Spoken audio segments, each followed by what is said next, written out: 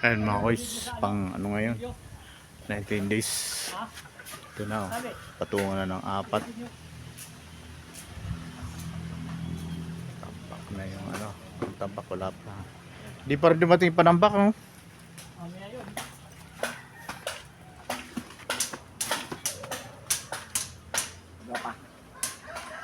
Okay, so, pang 19 days ngayon.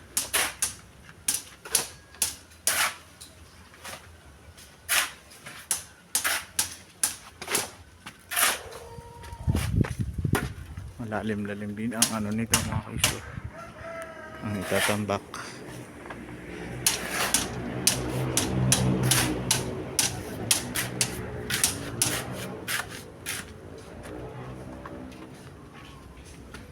Naka-elevate kasi ito ng 1 meter mga kaiso.